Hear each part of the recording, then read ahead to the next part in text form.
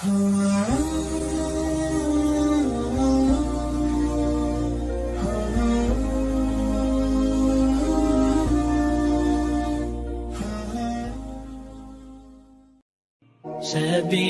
الدموع سبيل مريح، تنهدى يا صاحي كي تستريح.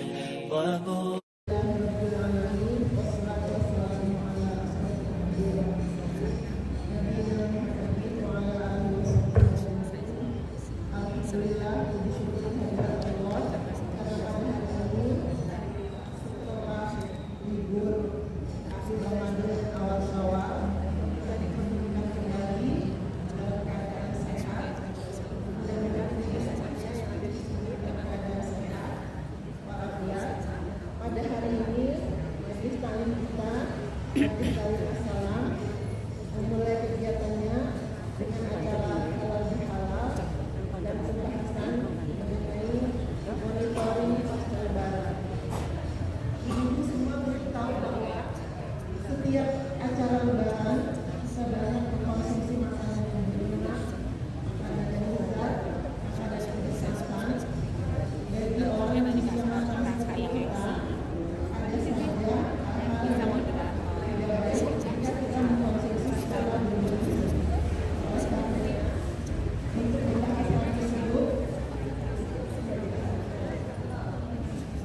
untuk membahas hal tersebut, pada hari ini telah hadir dua narasumber kita yang akan membahas masalah hal tersebut, yaitu Dr. Erwinka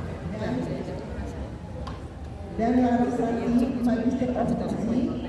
Keduanya merupakan dosen Fakultas Kedokteran dan Ilmu Kesehatan di Universitas Islam Nusantara. Baik itu ada khususnya pertama adalah pembukaan juga pembacaan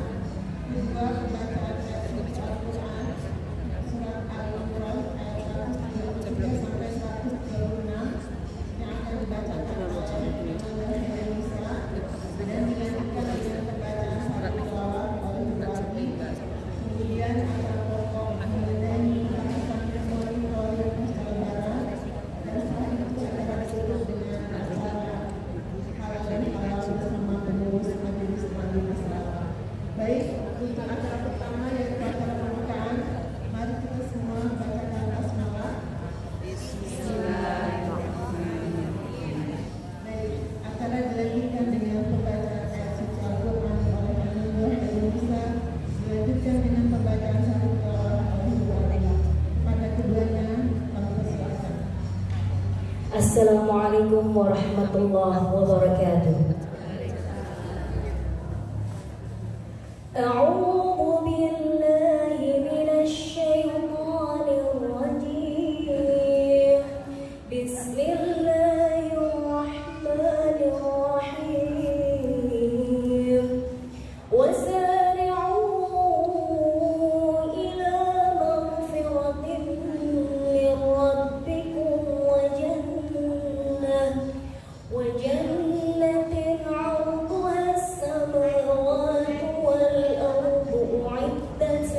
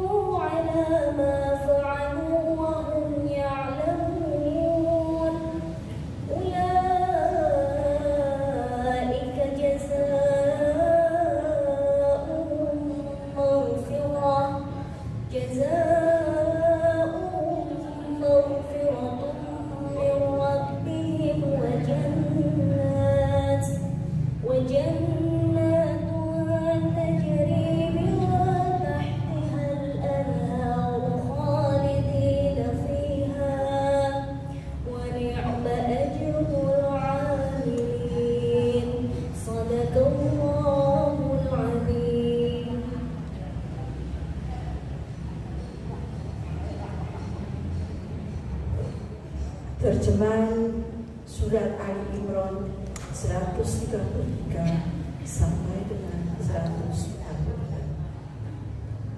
Aku berlindung kepada Allah dari godaan syaitan yang terkutuk dengan menyebut asma Allah yang Maha Pengasih lagi Maha Penyayang.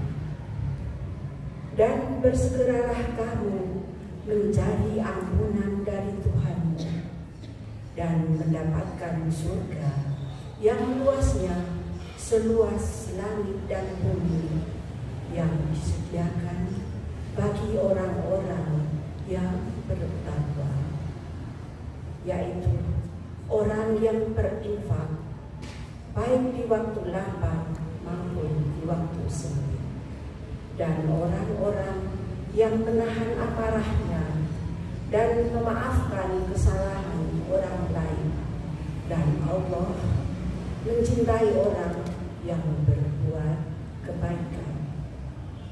Dan juga orang-orang yang apabila mengerjakan perbuatan keji atau menzalimi diri sendiri, segera mengingat Allah, lalu memohon ampunan atas dosa-dosanya. Dan siapa lagi yang dapat mengampuni dosa-dosa selain Allah? Dan mereka tidak meneruskan perbuatan dosa itu, sedang mereka mengetahui. Balasan bagi mereka ialah ampunan dan Tuhan dari Tuhan mereka, dan surga-surga yang mengalir di bawahnya sungai-sungai, mereka kekal di dalamnya. Dan itulah sebaik-baik pahala bagi orang-orang yang beramal. Maha benar Allah dengan segala firman-Nya. Wassalamualaikum warahmatullahi wabarakatuh. Terima kasih kepada Ananda Heranisa dan Bu Adi yang sudah membaca Al-Quran dan melanjutkan dengan sangat tilawah. Ibu-ibu mohon maaf, tapi saya belum sempat atas nama pribadi dan pengurus kami mengucapkan minal aidin wal faizin, mohon maaf lahir dan batin, atau balawallahu minna berita kabar dari mudah-mudahan semua amal ibadah kita yang kita lakukan di bulan Ramadan dan di bulan-bulan lainnya diterima oleh Allah Subhanahu wa Ta'ala. Amin. Acara selanjutnya adalah acara pokok mengenai pembahasan tentang monitoring kesehatan pasca Lebaran bersama Dr. Erwika dan Larasati Magister of Gizi, dan akan bertindak sebagai moderator adalah Ananda Heranisa. Saya salam dulu ya. Assalamualaikum warahmatullahi wabarakatuh. Begini kurang semangat ibu-ibu. Boleh ya sekali lagi. Assalamualaikum warahmatullahi wabarakatuh. Waalaikumsalam warahmatullahi wabarakatuh. Masya Allah, kalau ibu-ibu semangat, tentunya kedua materi hari ini juga insya Allah bisa menyampaikan dengan lebih semangat lagi. Sebelumnya saya mau tanya kabarnya bagaimana hari ini, kabarnya ibu-ibu sekalian baik? Alhamdulillah. Sambil saya juga penasaran Bu, selama Ramadan kemarin, apakah juga ada pola hidup yang sehat sampai mungkin berat badan itu turun Bu? Ada yang berhasil? Nggak ada. Pas Ramadan tidak terlihat baik. Kira-kira kalau Lebaran habis nastar satu toples, aman nggak Bu berat badannya? Nah ini nih.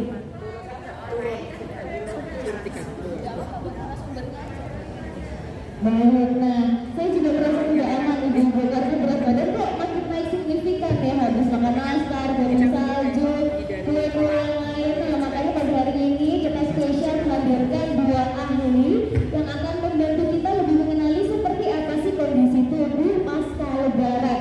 Apakah kita masih dalam kondisi tubuh yang optimal? Apakah ada sesuatu yang perlu kita ketahui terkait mungkin penyakit tentang diri kita? Nanti kita akan tanyakan kepada ahlinya di pagi hari ini. Seperti itu.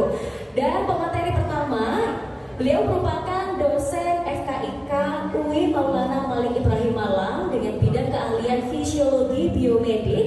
Beliau juga memiliki berbagai sepak terjang yang beragam, dari penelitian, publikasi hingga kompetisi, dan beliau juga merupakan putrinya Bu Abu yang merupakan jamaah Majelis Taklim Masalam, berbaju biru di depan, Masya Allah.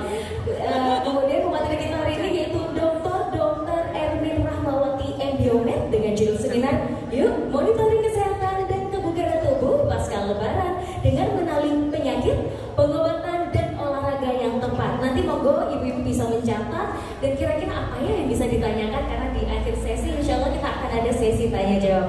Baiklah, langsung saja kita sambut, inilah dia Dr. Ermin Rahmawati. Perkenalkan dulu yang belum kenal sama saya dan Bu Laras, bahwasanya saya sini namanya adalah Ermin Rahmawati dan saya merupakan salah satu staf pengajar dari UIN Maulana Malik Ibrahim Malang, tepatnya di Fakultas Kedokteran dan Ilmu Kesehatan, yang mana memang fakultas itu masih baru didirikan di 2016 kemarin. Tapi alhamdulillah kita sudah melahirkan lulusan-lulusan dokter yang sudah dinyatakan sah resmi untuk menyandang dokter ya, karena sudah melewati seleksi nasional UKM BPD yang diselenggarakan secara nasional. Baiklah, jadi tema yang diminta oleh Bu Ani pada pagi hari ini adalah tentang bagaimana kita ibu-ibu, Bu Rina, assalamualaikum, memonitoring kesehatan pasca Ramadan dan pasca Lebaran ya, dengan cara mengenali ragam penyakit, kemudian ragam pengobatan, dan kemudian bagaimana memaintenance-nya dengan olahraga yang tepat. Kenapa ibu-ibu kita semua harus bisa mengenali atau melakukan kegiatan-kegiatan yang berkaitan dengan monitoring kesehatan tersebut? Karena ada suatu hal yang tidak bisa kita hindari sebagai hamba Allah, sebagai manusia, yaitu adalah proses penuaan ya, proses penuaan. Jadi kalau kita perhatikan bahwasanya manusia itu tidak bisa mencegah proses penuaan. Ternyata proses penuaan ada yang berkorelasi dengan usia. Maksudnya bagaimana? Semakin bertambah usia, maka semakin ada bagian dari tubuh kita yang mengalami proses penuaan. Ya, itu adalah kondisi normalnya, kondisi fisiologisnya. Tapi ternyata pada beberapa populasi proses aging atau proses penuaan itu tidak selalu berkorelasi dengan usia. Maksudnya bagaimana ibu-ibu? Mungkin ada yang bisa jawab ibu-ibu? Babu?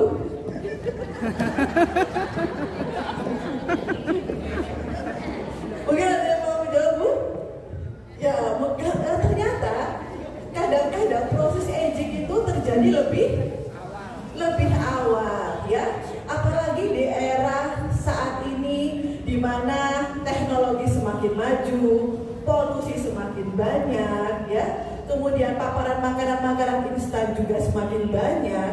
Ini menjadikan sebagai prekursor atau stimulator sehingga terjadilah yang namanya oxidative stress atau stres oksidatif, yang mana ini akan memicu timbulnya penuaan secara dini ya. Dan karenanya penting bagi ibu-ibu di sini, baik ibu-ibu sebagai ibu dari anak-anak, istri dari suaminya, ataupun anak dari orang-orang tuanya, yang penting juga bagi diri sendiri untuk bisa mencegah terjadinya penuaan dini dan mempertahankan penuaan itu berjalan secara normal sesuai kondisi fisiologis. Karena penuaan yang terjadi secara fisiologis itu sebenarnya akan juga menghasilkan dampak yang baik bagi individu sendiri. Dengan cara apa? Bagaimana manfaatnya? Peningkatan kualitas hidup, peningkatan kemandirian dalam melakukan aktivitas secara mandiri, baik itu pada usia muda produktif ataupun pada usia lansia. Begitu. Mungkin sampai sini ada yang mau berdiskusi dulu ibu-ibu? Lanjut ya. Lanjut. Oke. Ya, di sini kita akan fokus membahas pada penuaan di jantung, kemudian penuaan di pembuluh darah, dan penuaan di otot rangka, tulang, dan sendi. Kenapa saya fokus kepada jantung, kemudian pembuluh darah, kemudian otot, rangka, tulang, dan sendi? Karena penyakit kardiovaskular dan metabolik ini masih menempati penyakit dengan mortalitas atau kematian tertinggi tidak hanya di Indonesia, tapi juga di seluruh dunia, ya. Yang ternyata menariknya prevalensi atau angka kejadiannya semakin meningkat dalam kurun waktu 10-20 tahun terakhir. Dan yang paling mengenaskan lagi adalah bahwasanya apa ibu-ibu, ternyata trennya bergeser, sudah bukan lagi menjadi penyakitnya orang tua saja, tapi sudah bergeser ke arah yang muda. Jadi di sini penting bagi ibu-ibu semua untuk kita bisa memahami, tidak hanya buat ibu-ibu tapi juga putra-putri anak-anak kita, untuk kita bisa mengedukasi kepada mereka dan kemudian memberikan perilaku serta keterampilan yang benar kepada mereka, sehingga mudah-mudahan bisa terhindar dari penyakit-penyakit tersebut, ya. Bu, ini gambar apa ibu-ibu? Jantung. Apa yang ibu-ibu bayangkan ketika melihat gambar ini? Apa Bu? Kehidupan. Waduh, baik sekali. Ada lagi nggak Bu? Ya, kalau kita lihat ya Bu, sujud ya Bu ya, saya tuh menyadari betapa kecilnya diri kita ya, dan kita sebagai manusia sepertinya tidak boleh sombong ya. Karena kalau kita lihat, saya melihat sendiri kondisi jantung, the real jantung manusia tidak ada bedanya dengan jantung ayam, ya Bu ya. Cuman hanya ukurannya saja yang lebih besar ya. Ya, ini adalah jantung kita Ibu, ini adalah penampilan 3 dimensinya. Kalau kita perhatikan kembali kepada masa-masa flashback kita SMP, SMA, masih ingat Ibu-ibu? Pasti lah ya. Jadi jantung kita ini terdiri dari 2 ventricle ya, 2 ventricle dan 2 atrium namanya Bu. Terus kemudian puntingnya dari jantung adalah memompa darah ke seluruh tubuh. Di mana di darah tersebut ini adalah proses pemompaan darahnya, di mana darah tersebut yang dipompakan ke seluruh tubuh berisi dengan oksigen ataupun nutrien-nutrien yang dibutuhkan oleh sel-sel tubuh kita. Dan bagaimana kemudian darah itu disebarkan? Sebelumnya bagian jantung yang kanan ini fungsinya adalah menerima darah kotor. Darah kotor itu kemudian naik ke paru-paru, CO2-nya dikeluarkan, itu adalah kotorannya, dan digantikan dengan oksigen, dan oksigennya itulah yang disebarkan oleh jantung kiri kita ke seluruh tubuh. Ya. Proses penuaan pada jantung, ternyata seiring dengan berjalannya waktu, jantung ini mengalami suatu perubahan. Ya. Yang pertama adalah pembesaran otot rangkanya, ini adalah ototnya, ini mengalami perbesaran. Selain itu, jantung mengalami pelebaran. Nah, ini adalah dia melebar dari ukurannya misalkan sekitar 10 mm, kemudian dia melebar menjadi 12 mm. Dan ternyata jaringan-jaringan jantung yang normalnya adalah otot-otot rangka berwarna merah, dia digantikan dengan jaringan-jaringan fibrosis yang biasanya berwarna putih. Nah, itu adalah jantung kita. Bagaimana kemudian dengan pembuluh darah kita? Ini adalah gambaran pembuluh darah kita.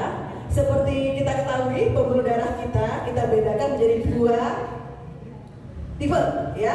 Yang pertama adalah arteri, dimana kalau misalkan ibu-ibu gambarkan itu biasanya berwarna merah ya. Kalau yang vena ini berwarna biru ya. Nah, ternyata di sini ya, proses penuaan pada arteri seiring dengan berjalannya waktu. Kalau kita lihat, ini ada apa? Gambar apa Bu? Warna apa? Ini warna merah kan ya? Tiba-tiba jadi warna apa ini? Ada warna apa di sini? Pink. Ini di sini? Putih. Kuning ya. Berarti apa ini Bu kalau ada kuning-kuning? Lemak. Ya, ada lemak di sini. Ya. Ini adalah seperti Ibu lihat selang, terus kemudiannya selangnya berkarat ya. Nah, terus kemudian jika dibiarkan lebih lama, dia akan menghasilkan perbesaran plak namanya ya. Nah, namanya adalah plak aterosklerosis. Dan kalau dibiarkan lebih lanjut, dia bisa membuntu arteri tersebut dan terjadilah serangan jantung. Satunya stroke. Ya, itu adalah ini ya. Itu adalah yang terjadi pada arteri. Kemudian bagaimana dengan yang ini? Ini apa nih Bu? Varises. Betul. Pintar-pintar semuanya Bu di sini ya. Varises. Jadi ini adalah perubahan yang terjadi pada vena kita ya seiring dengan proses aging, walaupun ada yang bisa juga tidak terjadi ya. Kenapa? Jadi kalau ibu-ibu perhatikan, ternyata di dalam vena kita tersebut ada yang namanya katup-katup ya. Dan ternyata seiring dengan berjalannya waktu, katup-katup itu sudah tidak berfungsi dengan normal. Dan akhirnya terjadilah penumpukan darah yang seharusnya mengalir kembali ke jantung, dia menumpuk di kaki bawah kita ya. Dan akhirnya ini mengakibatkan proses adaptasi dari vena dengan cara melebarnya diameter dari vena tersebut, dan ini akan termanifestasi sebagai warna-warna biru ya. Tapi apa yang terjadi? Tidak hanya warna birunya ya ibu-ibu, ternyata darah-darah tersebut akhirnya mengalir kembali ke rongga-rongga di antara otot rangka dengan venanya. Akhirnya terjadilah pembengkakan atau istilah medisnya adalah edema ya. Dan ternyata tidak hanya itu, karena terjadi stasis atau terdiamnya darah di dalam pembuluh vena dalam jangka waktu yang lama, dia akan memicu tertariknya dari kuman-kuman, akhirnya terasalah gatal atau eksim ya. Biasanya begitu sampai pada kondisi yang kronis, dia bisa timbul suatu ulkus atau luka yang tidak sembuh-sembuh ya. Itu adalah dari vena kita. Nah, bagaimana dengan otot rangka, tulang, dan sendi? Ini adalah otot rangka pada saat kita masih muda, tapi ternyata dengan seiringnya waktu, jumlah dari ototnya itu, penyusun ototnya akan berkurang. Kalau ini ternyata berkurangnya tidak normal, maka akan muncullah suatu kondisi yang dinamakan dengan sarkopenia. Kondisi ini akan menjadi resiko bagi kita semua terkait dengan resiko penurunan kekuatan otot rangka kita, dan yang kedua adalah peningkatan resiko untuk jatuh ya. Dan kemudian yang kedua ini adalah kondisi tulang kita dengan proses penuaan. Kalau kita lihat densitasnya ini pada saat muda dan pada saat tua. Kalau kita lihat ternyata sangat jauh berkurang ya Bu ya densitasnya ketika dia mengalami penuaan, apalagi penuaannya sangat lebih patologis dibandingkan dengan yang seharusnya, dan dia bisa menimbulkan komplikasi osteoporosis, bahkan komplikasi-komplikasi lainnya yang kita akan bicarakan lebih lanjut. Ya, ternyata perubahan pada struktur organ akibat penuaan tersebut akan mengakibatkan perubahan aktivitas kita yang jelas ya. Kecepatan berjalan itu akan menurun ya. Jadi ketika di usia 60 ke atas pasti tidak akan bisa secepat jalannya orang-orang di usia 40 ya. Kemudian hal ini juga akan mengakibatkan penurunan mobilitas ya. Dan selanjutnya akan pada kondisi-kondisi tertentu ya bisa mengakibatkan disabilitas dalam melakukan kegiatan sehari-hari kita, akan meningkatkan resiko jantung ya, dan ada peningkatan resiko kelemahan yaitu frailty. Dan kalau misalkan ini tidak dicegah, tidak dikendalikan, tidak di maintenance, maka dengan adanya pemicu ini akan mengakibatkan terjadinya penyakit ya. Nah, apa kemudian penyakit-penyakit yang umum terjadi pada masa-masa penuaan? Yang pertama adalah penyakit jantung dan pembuluh darah. Di sini akan kita bahas tentang hipertensi, yang kedua adalah penyakit jantung koroner, dan yang ketiga adalah varises. Kemudian terkait dengan penyakit rematik, di sini ada osteoartritis, ada rheumatoid arthritis, ada gouty arthritis, dan walaupun yang keempat ada spondylosis. Ya, kita masih yang pertama. Di sini mungkin ada ibu-ibu yang menderita hipertensi? Banyak ya? Ada? Oke, ya. Ya betul. Jadi hipertensi itu namanya adalah darah tinggi ya. Kalau orang awam mengatakan hipertensi itu ternyata ibu ada dua ya. Jadi ada hipertensi esensial dan yang kedua adalah hipertensi sekunder. Apa maksudnya hipertensi esensial? Hipertensi yang tidak diketahui penyebabnya, mayoritas ditemukan pada populasi dan biasanya berkaitan dengan usia ya. Tapi kalau hipertensi sekunder itu disebabkan oleh adanya penyakit pendahulunya. Apa penyakitnya? Misalkan penyakit ginjal. Kedua adalah penyakit hipertiroid ya. Jadi hipertiroid ya, betul ibu pinter-pinter semua ini. Hipertiroid ya. Terus kemudian ada lagi penyakit yang menjelang kelenjar adrenal. Nah, sebenarnya kategori hipertensi itu ibu-ibu juga harus tahu ya. Minimal ketika keluarga menderita hipertensi, dia sudah masuk stadium berapa? Karena berkaitan dengan peningkatan stadium, ingetin waktunya ya dia. Berkaitan dengan stadium, maka itu akan meningkatkan komplikasi dari hipertensi itu sendiri ya. Data hipertensi itu dikategorikan menjadi derajat 1, derajat 2, dan derajat 3. Ya, derajat 1 jika tekanan darah itu dibagi 2 ya Bu. Yang kiri sama yang kanan. Yang satu adalah sistolik, kemampuan untuk memompa darah. Kalau yang diastolik itu adalah pada saat relaksasi dari jantungnya. Jadi hipertensi derajat 1 jika tekanan darah sistolik ditemukan 140 ya minimal, dan tekanan diastolik 90 minimal ya. Jadi dan atau. Bagaimana dengan derajat 2 jika tekanan darah sistolik 160 minimal dan atau tekanan darah diastoliknya 100. Jadi kita tidak bisa mengacu hanya pada tekanan darah sistolik saja ya.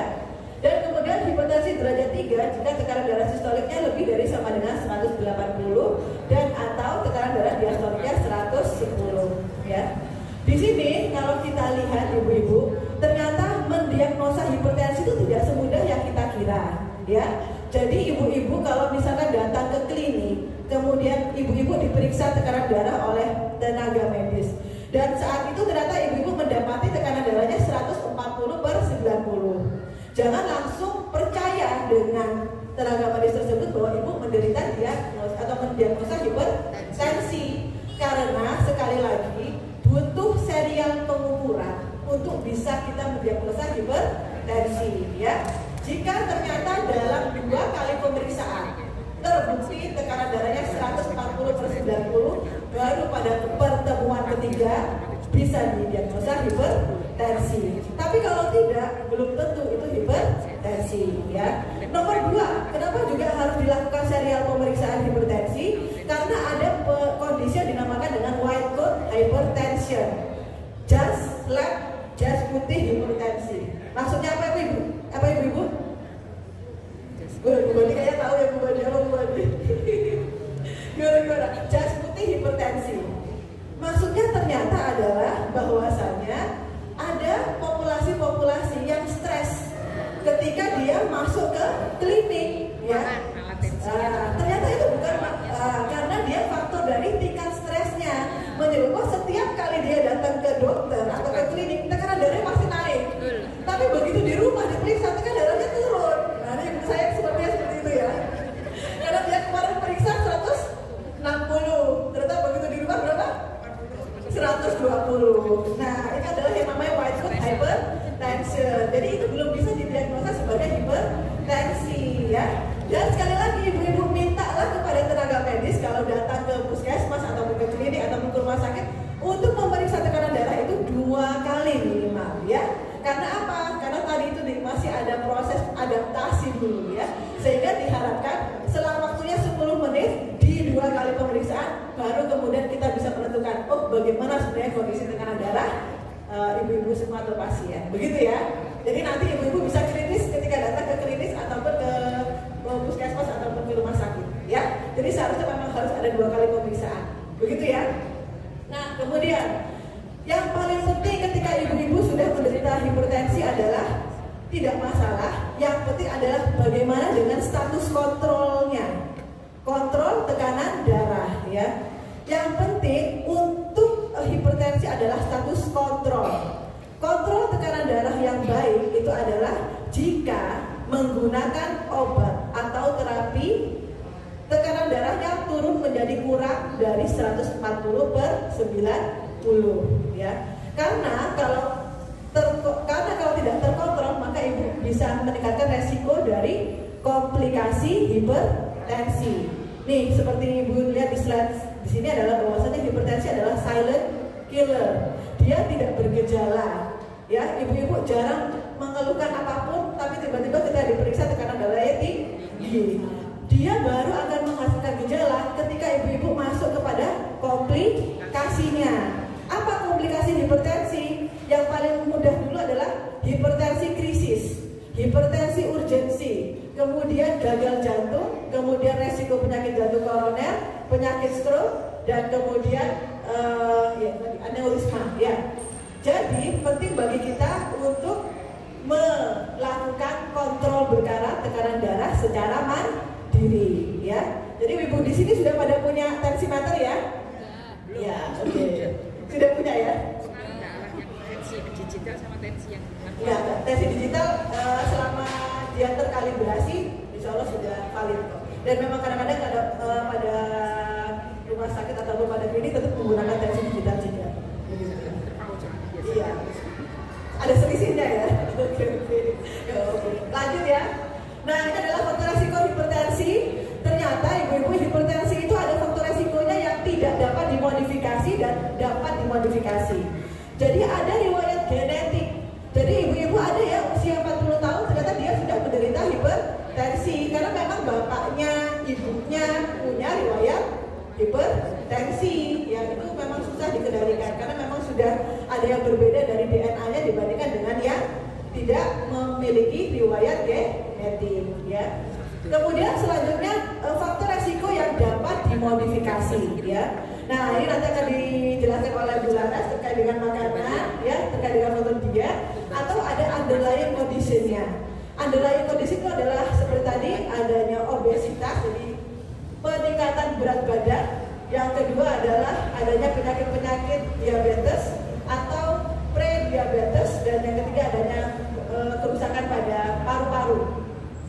Oke, lanjut ya. Yang kedua, boleh semangat ya ibu-ibu ya. Yang kedua adalah penyakit jantung koroner. Ya, ibu-ibu ini siapa ibu? Kenal ya, kalau ibu-ibu ini pada alim-alim semua pasti nggak kenal ya. Aji, berarti kenal ya bu ya. Aji, Mas Said, yang pernah tahu. Ini adalah Aji Mas Said ya ibu-ibu. Kalau di sini siapa ya? Ibu-ibu, usia berapa mereka meninggal? Muda. Usia yang muda. Kenapa ibu-ibu? Tahu alasannya kenapa meninggal? Walaupun takdir itu memang Allah sudah yang mengatur ya bu ya, tapi kita sebagai ilmiah saintifik tetap ya harus melihat bagaimana dan mencegah pada populasi-populasi berikutnya ya. Ya, mereka meninggal dengan serangan jantung ya. Si Aji Mas Said setelah mengikuti olahraga yang terlalu diforsir, akhirnya dia terkena serangan jantung dan tidak dapat diselamatkan. Mike Mohede karena memang faktor obesitas yang terlalu tinggi, dia akan pada saat istirahat ya, kalau nggak salah dia tidak istirahat selama 24 jam karena dia terlalu sibuk main game kalau nggak salah. Akhirnya dia terkena serangan jantung. Ya, itulah tadi disampaikan bahwa kejadian PJK ini bergeser ke usia yang lebih muda, dan saat ini selain COVID, dia merupakan penyebab kematian nomor 1 di Indonesia dan seluruh dunia. Kita lihat angka di Jawa Timur tinggi ibu-ibu ya. Jawa Timur ini tinggi angka terjadinya penyakit jantung koroner ya. Dan kalau kita lihat rentang usianya ternyata memang masih muda-muda ya ibu-ibu, di angka 40 sampai 50 riwayat terkena serangan jantung pertama kalinya ya. Nah, ini sungguh sangat miris ya. Makanya penting bagi kita pada majelis taklim ini, saya terima kasih sekali berdoa. Ini adalah sebagai sarana edukasi bagi kita untuk melakukan kegiatan prevention dan promosi, sehingga angka ini kembali bisa bergeser ke usia yang lebih tua ya. Dan mudah-mudahan di Indonesia sudah bisa bergeser, tidak lagi menempati 5 besar dunia terkait dengan penyakit jantung koroner, karena sekarang sudah 5 besar dunia ya, tapi bisa bergeser di peringkat-peringkat yang lebih bawah. Begitu ya ibu ya. Oke, terus kemudian selanjutnya kalau di sini kita lihat laki-laki masih, laki-laki, perempuan lebih tinggi ya ibu-ibu. Nah, di sini perempuan lebih tinggi maksudnya bagaimana? Sebelum menopause, perempuan itu resikonya lebih rendah dibandingkan dengan laki-laki. Kenapa? Karena masih ada hormon estrogen, ya. Di mana hormon estrogen itu fungsinya adalah protektif terhadap pembuluh darah. Tapi ketika sudah terjadi menopause, maka tidak ada lagi faktor protektif bagi pembuluh darah. Estrogennya sudah sangat berkurang, sehingga resikonya meningkat dengan seiringnya waktu. Ya, seiringnya usia. Oke, lanjut. Nah, apa sebenarnya yang terjadi sebagai resiko dari penyakit jantung koroner? Ini tadi sudah dijelaskan. Ini adalah pembuluh darah arteri kita, ya. Dan ternyata konsumsi makanan, baik terutama tinggi lemak ataupun produksi lemak yang berlebihan di tubuh akibat dari stres akibat dari sedentary life itu juga bisa menghasilkan sintesis kolesterol yang tinggi ternyata, ya. Dan kolesterol yang tinggi itu terutama adalah LDL atau low density lipoprotein disertai dengan penurunan dari HDL. Jadi kalau periksa ibu-ibu jangan cuma kolesterol total, ya. Tapi yang paling penting sekarang bukan itu, tapi adalah LDL, HDL, dan juga trigliserida, ya. Oke, jadi di situ ini LDL terutama ini akan bisa masuk menembus pembuluh darah kita.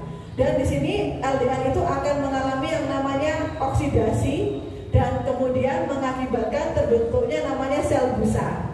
Sel busa yang akan terakumulasi ini akan membentuk suatu lapisan yang kemudian akan membentuk namanya apa nih Bu? Plak, ya, plak yang istilah kerennya adalah plak aterosklerosis.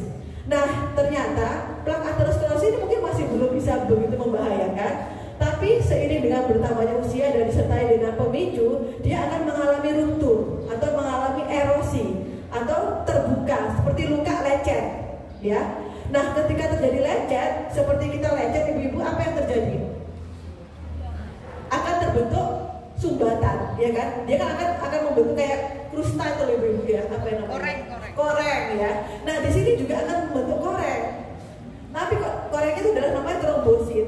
Trombosit itu akan menumpuk dan itulah yang sebenarnya akan membuntu pembuluh darah kita. Jadi yang namanya adalah trombus. Dan pada saat itu akhirnya terjadilah suplai darah ke jantung akan berkurang.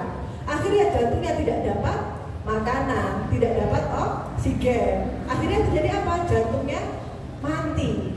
Ya, kalau jantung sudah mati, otomatis suplai darah ke pembuluh tubuh, ke seluruh tubuh juga tidak ada, ya Bu, ya. Ya, katanya serangan jantung ini merupakan suatu kondisi emergency. Ya, ini adalah lanjut aja. Nah, apa gejalanya? Ya, kalau gejala tadi hipertensi rata-rata tidak ada gejala. Yang paling khas dari PJK, penyakit koronal adalah apa nih Bu? Nyeri dada, ya. Nyeri dada pada penyakit jantung itu bisa dibedakan sebenarnya. Nyeri dadanya sebelah kiri, ya. Terus apa lagi Bu? Seperti dihantam benda berat, gitu ya.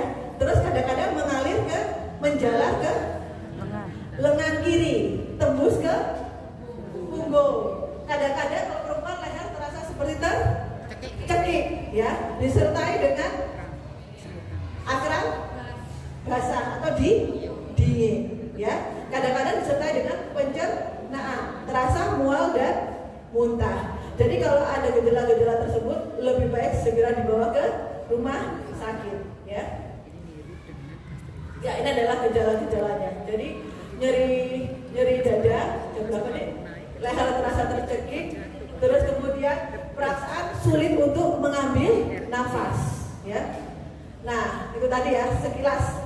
Nanti kalau PJK tentu harus dibawa ke UGD dan kemudian dilakukan pemeriksaan rekam jantung, ya, atau namanya EKG. Seharusnya hari ini bisa ditambah ya Bu ya dengan pemeriksaan rekam jantung. Cuma saya karena ini hari Rabu, sehingga saya tidak bisa membawa alat ataupun mahasiswa saya untuk bisa hadir di sini. Mungkin nanti next time ya. Bisa dibuat hari ini. Ya, Sama-sama kita bisa akan melakukan rekam jantung, insya Allah gratis ya, karena itu bagian dari pengabdian masyarakat kita. Alhamdulillah. Oke, lanjut. Ini adalah rematik. Mungkin ini waktunya sudah terbatas. Ibu-ibu, kalau ini penyakitnya namanya autoimun rheumatoid arthritis. Kalau yang sering ibu-ibu rasakan pasti ngilu di tangan, kram pagi hari, ya, atau kaku di lutut pagi hari, itu namanya biasanya osteoarthritis.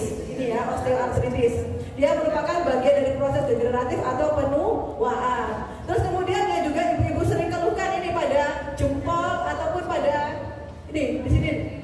Nah, ini terkait dengan asam urat yang tinggi atau namanya gouty arthritis, ya.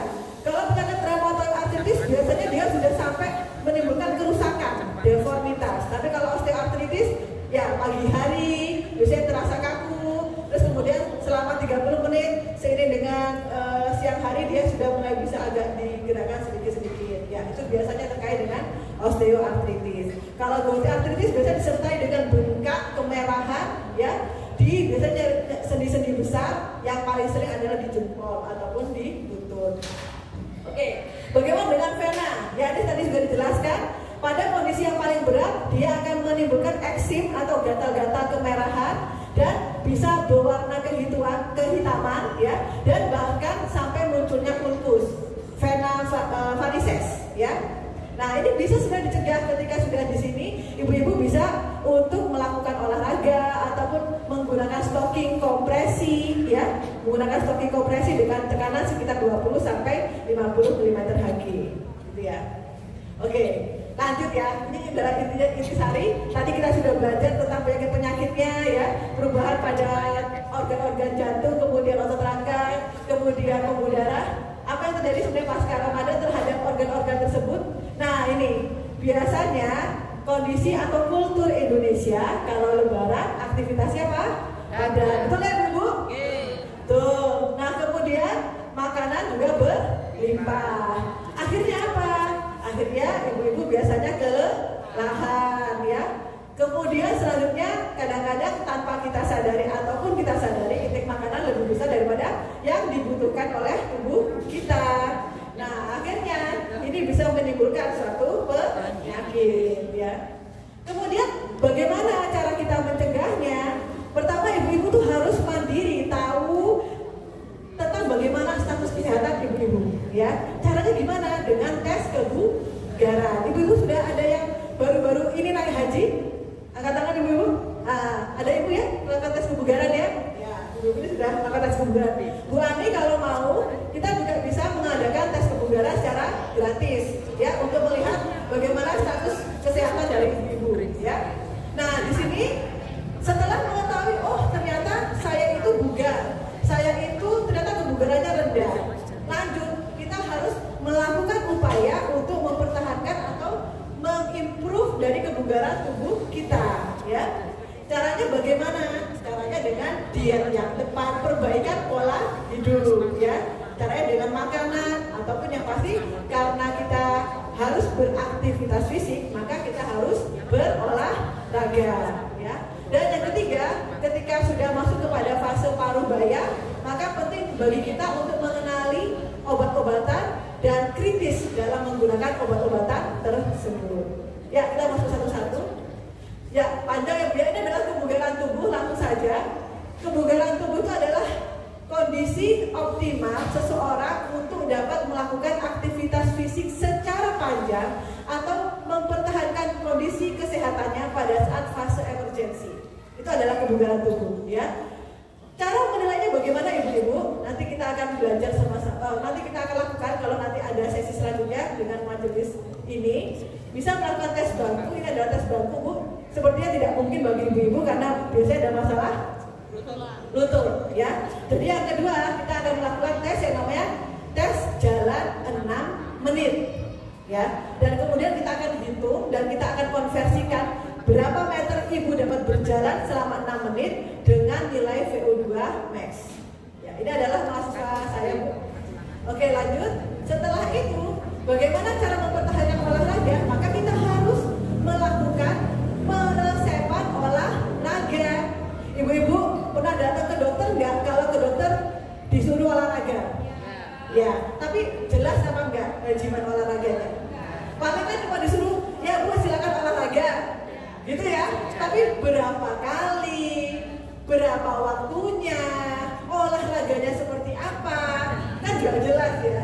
Nah, ya, itulah pentingnya Bu. Jadi sekarang ada gerakan di kita yang mudah-mudahan dengan berkembangnya ilmu kedokteran ada namanya exercise is medicine. Ternyata sudah ada gerakan bahwasanya olahraga itu sudah bukan lagi bagian dari pola hidup, tapi dia adalah bagian dari pengobatan.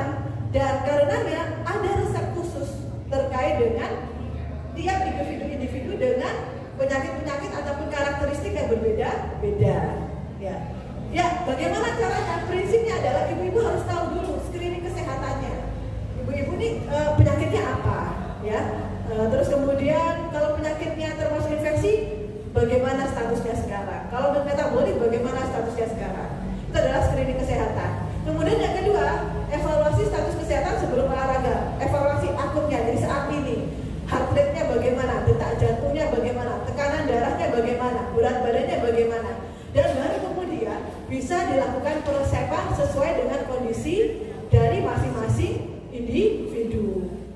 Ya, ini adalah saya kasih option aja, contoh saja terkait dengan screening. Jadi ini adalah sudah ada screening kuesioner yang diakui secara internasional dan kita akan pakai dalam melakukan screening individu terkait dengan pemilihan resep olahraga yang tepat untuk individu. Kemudian selanjutnya terkait dengan evaluasi sebelum olahraga. Kita harus sebagai tenaga medis melakukan pemeriksaan detak jantung atau denyut nadi. Ibu-ibu bisa ya dengan mudah melakukan pemeriksaan denyut nadi dengan cara meletakkan ya ini ya di arteri radialis namanya ya. Diukur selama 1 menit ya. Yang diukur apa ibu-ibu? Yang diukur pertama adalah kuat angkat atau tidak. Kalau ternyata tangannya ibu berdenyut ya, terlihat denyutan berarti itu namanya kuat angkat ya. Terus kemudian yang kedua dilihat adalah dirasakan adalah reguler atau tidak, teratur atau tidak. Karena ada kondisi-kondisi di mana jantung itu tidak teratur menghasilkan denyutannya ya. Itu dihitung selama 1 menit. Normalnya berapa? Normalnya antara 60 sampai 100 kali per menit ya. Normalnya antara 60 sampai 100 kali per menit. Oke, selanjutnya diukur tekanan darah ya. Kemudian paling ideal adalah kita lakukan pemeriksaan EKG memang untuk mengetahui status jantung dan status jantung kita, apakah ada pembesaran atau tidak, apakah ada riwayat serangan jantung pada fase lalu yang tidak kita sadari. Itu bisa kelihatan semua dari EKG. Dan kemudian paling ideal adalah dilakukan pemeriksaan laboratorium, terutama dalam pemeriksaan darah lengkap dan profil lipid. Terkait dengan pemeriksaan profil lipid yang paling ideal adalah kolesterol total, trigliserid, HDL dan LDL. Oke, lanjut. Dan selanjutnya formula dalam olahraga harus memuat ini semua ibu-ibu, FITT-VP. Apa itu F? F adalah frekuensi. Berapa sering dilakukan dalam 1 minggu? Patokannya 1 minggu ya. Kemudian yang kedua adalah intensity, intensitas. Apakah harus intensitas yang ringan? Apakah yang moderate ataukah yang berat ya? Yang paling bagus untuk kesehatan adalah yang moderate ya, yang sedang. Nanti kita belajar gimana caranya. Kemudian time, berapa lama harus dilakukan setiap sesi olahraga tersebut. Kemudian tipenya apa olahraganya? Olahraga ada 3 tipe ya Bu. Yang pertama adalah aerobik atau cardio. Yang kedua adalah resistance atau angkat beban gitu Bu ya. Yang ketiga adalah flexibility ya, fleksibilitas ya, kayak stretching, keseimbangan, koordinasi dan lain sebagainya. Kemudian volumenya. Jadi dan selanjutnya adalah progression. Progression itu ketika saat ini sudah diresepkan dengan formula A, maka kita harus naik level. Jadi tetap harus ada evaluasinya. Begitu ya Ibu ya, harus ada evaluasinya. Bagaimana kita menghitung intensitas? Paling mudah Ibu, intensitas tadi dibagi jadi 3. Apa intensitas?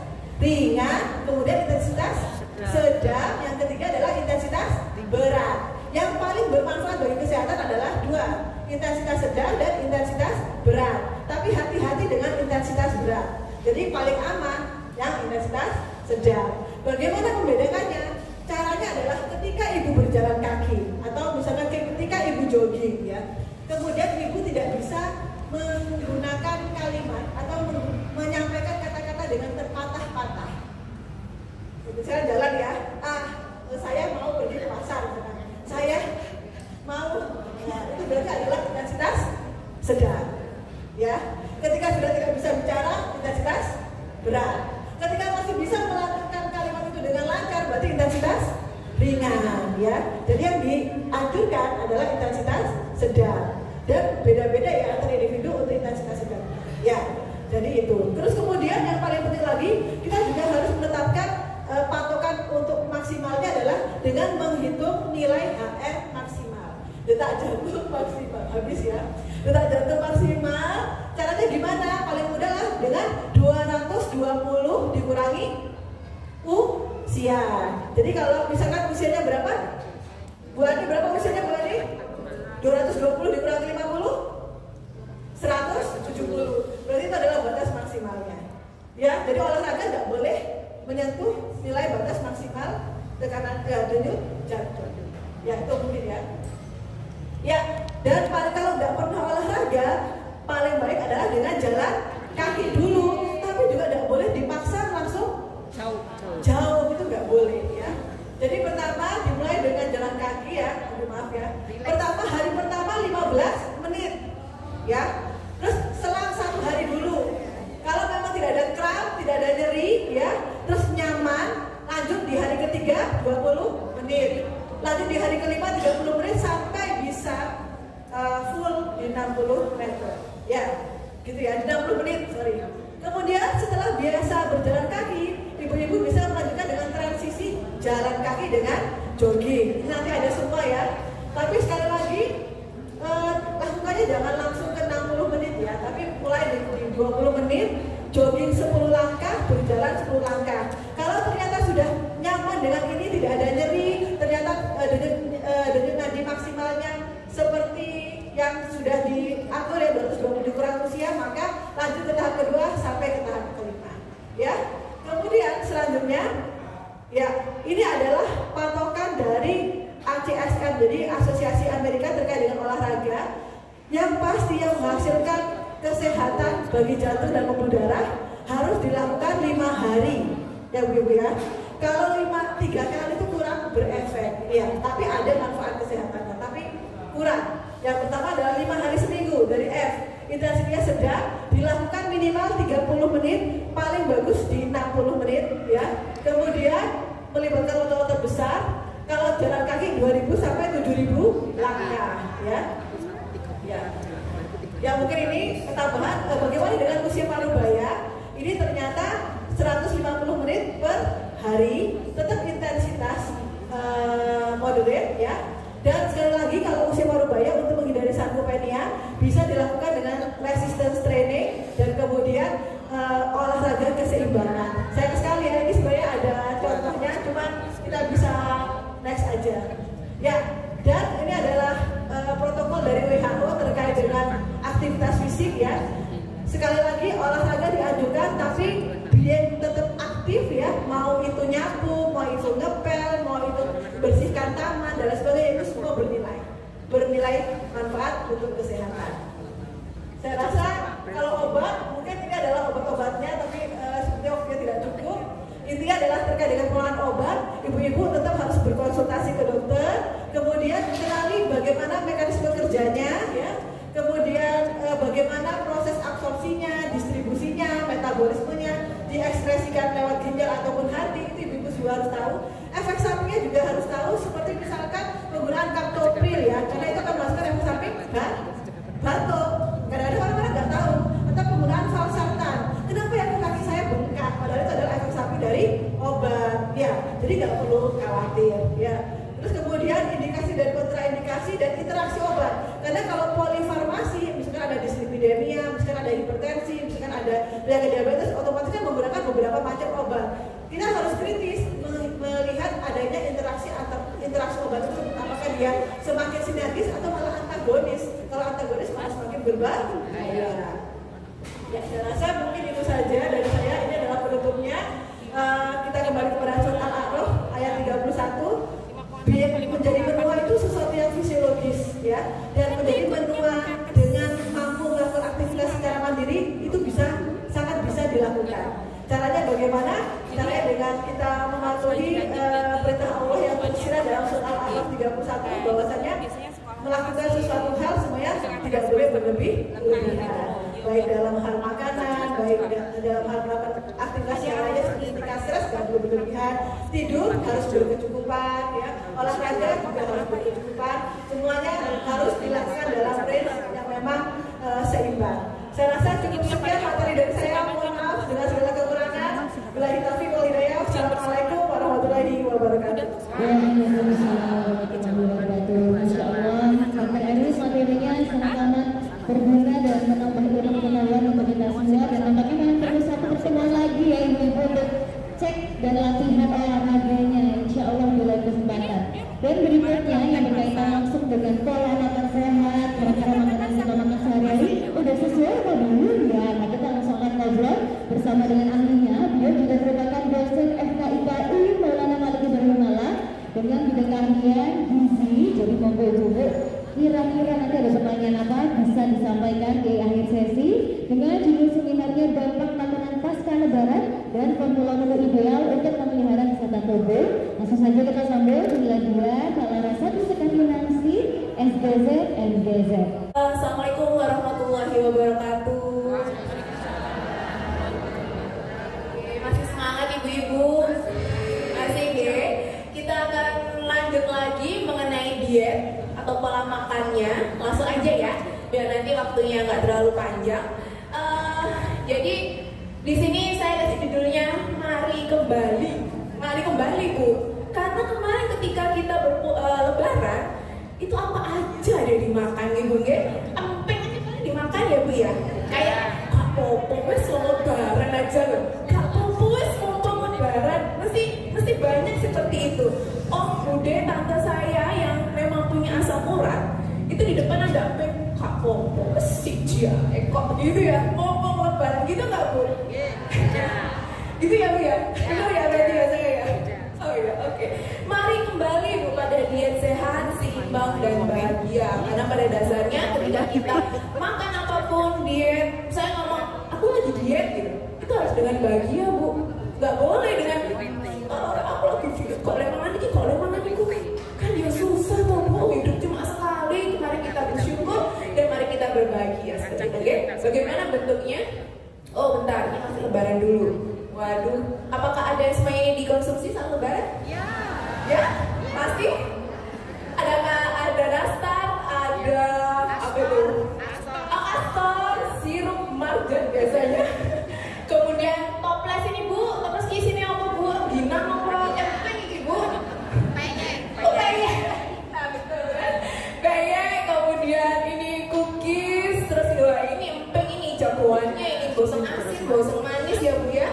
Pasti diambil Bu, 1, 2, 3 ya nggak Bu? Bener nggak?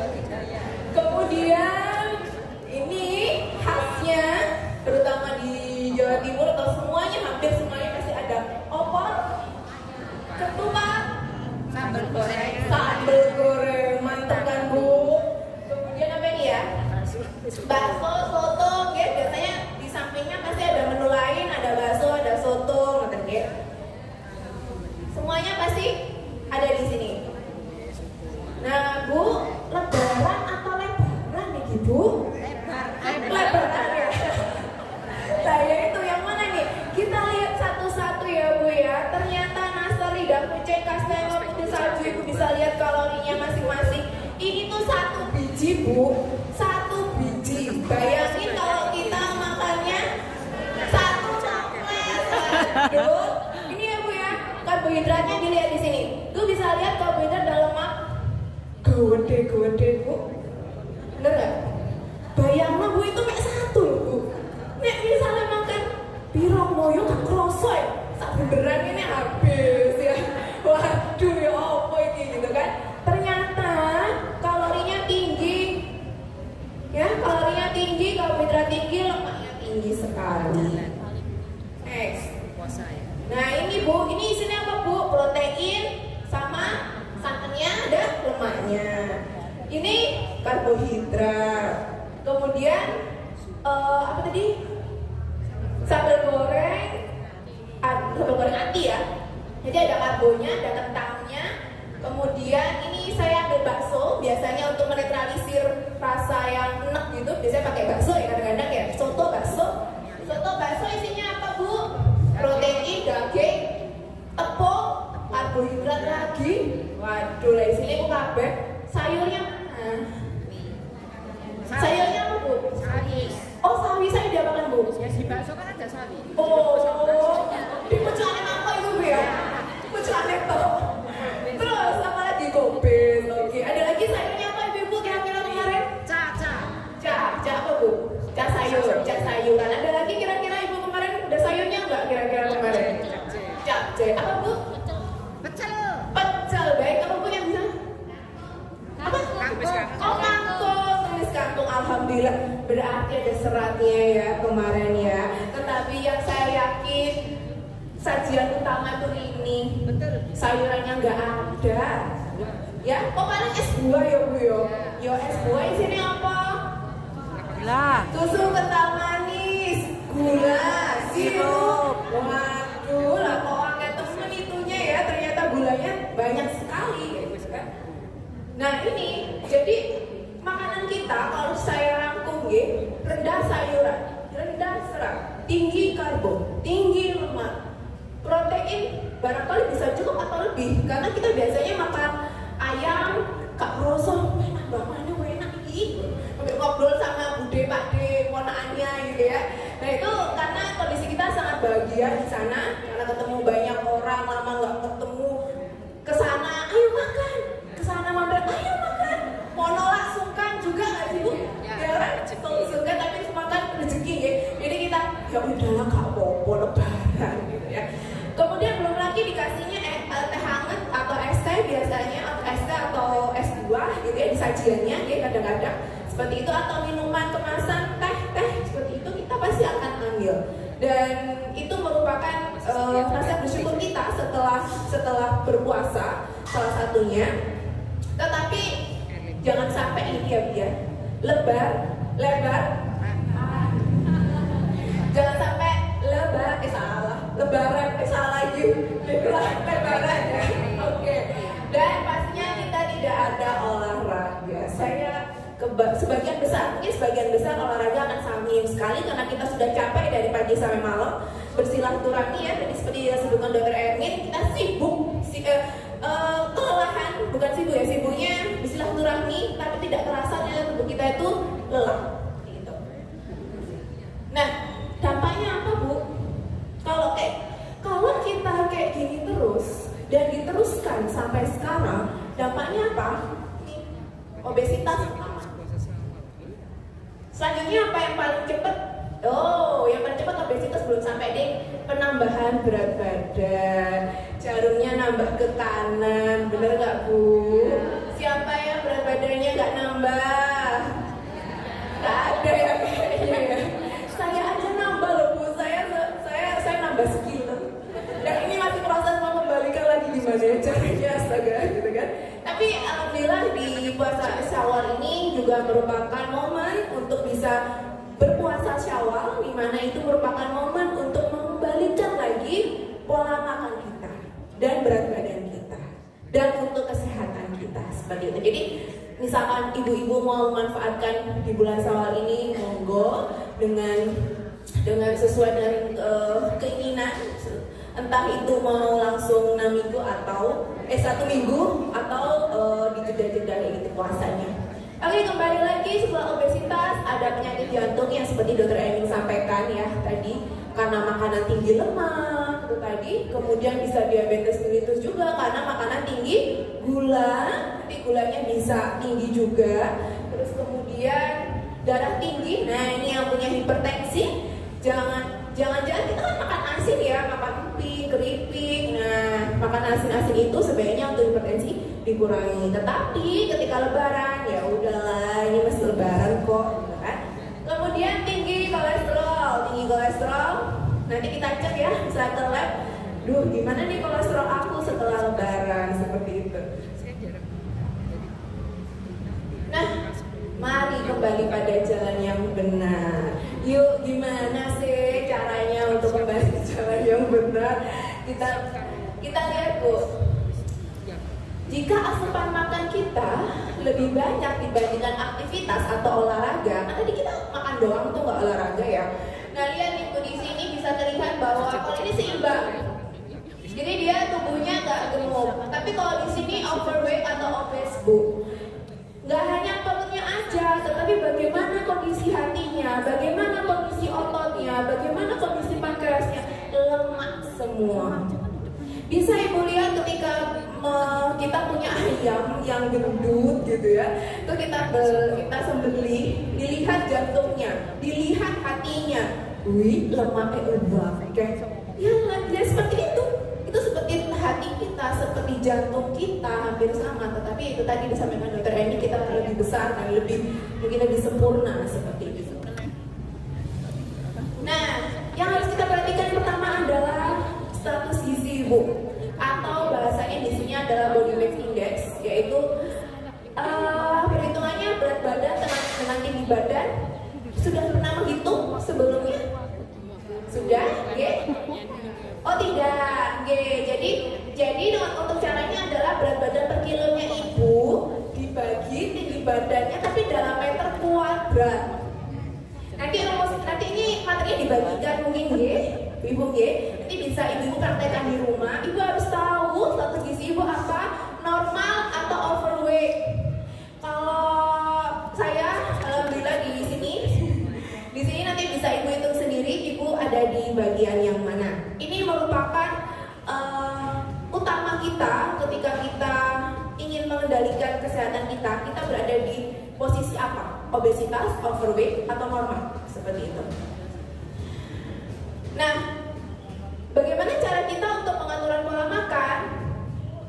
Caranya adalah kita punya dua, Bu. Ada jenis dan jumlah. Kita harus perhatikan jenisnya. Yang kedua, kita perhatikan jumlahnya. Bagaimana itu? Kalau jenis, artinya kalau kita, mohon maaf, kayaknya buncit ya, atau berat badan status gizinya overweight atau obes, maka untuk jenisnya ada karbohidrat kompleks. Ada yang tahu karbohidrat kompleks? Karbohidrat yang memiliki banyak serat. Contohnya adalah kentang, jagung, umbi-umbian, seperti itu.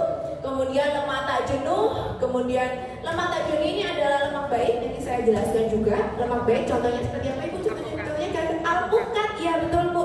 Dari lemak alpukat ada lagi lemak ikan. Ada lagi PCO, oke, ya betul, PCO atau lemak jagung, itu nggak salah, minyak jagung. Terus kemudian PCO itu merupakan lemak tak jenuh. Kemudian tinggi serat dan pembatasan kolesterol. Jadi kalau makan jangan banyak-banyak kolesterolnya. Jumlahnya gimana bu? Harus sesuai dengan kebutuhan kalori kita. Nanti saya contohkan bagaimana untuk menghitung kalori. Ya mungkin kalau di sini hitungnya kelamaan, nanti mungkin saya sharekan aja bu. Caranya adalah kalau wanita 25 kilokalori dikali berat badan ideal ibu. Jadi ngitung-ngitung bu ya, memang seperti itu caranya. Untuk lebih cepatnya pakai berat badannya sekarang boleh, tetapi yang paling baik adalah berat badan ideal. Kemudian nanti ditambahkan dengan aktivitas fisik dan faktor koreksi umur. Ini memang caranya harus dihitung bu, nggak bisa agak-agak susah, tetapi ada juga pakai aplikasi. Sekarang banyak aplikasi-aplikasi kesehatan yang bisa langsung menghitung. Pernah lihat tumpeng seperti ini ibu-ibu? Pernah ya? Apa ibu artinya? Ya, betul sekali. Ya, ini ada tumpeng makanan ya. Yang pertama jenisnya dan jumlahnya itu kita berdasarkan tumpeng gizi seimbang. Ini merupakan program pemerintah ya, namanya adalah tumpeng gizi seimbang. Mungkin kalau ibu ke posyandu pasti akan melihat ini. Yang pertama adalah yang paling bawah bu, kalau yang namanya tumpeng yang bawah itu paling besar ya, paling besar. Yang paling besar adalah karbohidrat. Betul, kita tuh makan karbohidrat. Jadi kalau misalkan ada dia yang dia nggak mau makan karbohidrat, artinya dia ada kesalahan di sana. Bagaimanapun juga karbohidrat itu lebih banyak memang dibandingkan yang lain. Porsinya bagaimana? Nanti kita lihat. Yang kedua adalah serat. Serat sama sayuran. Sayuran sama buah-buahan ibu bisa lihat di sini lebih besar angkanya sayuran dibanding buah-buahan. Jadi tidak bisa menggantikan sayuran dengan buah-buahan. Aku nggak senang sayur, aku tak makan buah yang baik. Tidak bisa, itu kurang baik. Atasnya lagi agak cenderung ke atas, agak menyempit adalah ikan. Lauk-lauk hewani, lauk-lauk nabati ya, ikan, ayam seperti itu. Jadi betul kan kalau kita makan ikan tuh nggak boleh banyak-banyak, nggak boleh aku makan double. Kecuali kalau misalkan kita punya olahraga, binaragawan, atlet yang dia membutuhkan protein banyak, itu is okay. Tetapi untuk kita dalam kehidupan sehari-hari kita pakai ini aja. Yang terakhir bu, di atas paling sedikit adalah gula, garam, dan minyak. Gimana ibu gulanya? Banyak. Tidak gula ya. Oke, kita lihat ya. Berapa gulanya yang harus konsumsi selama 1 hari?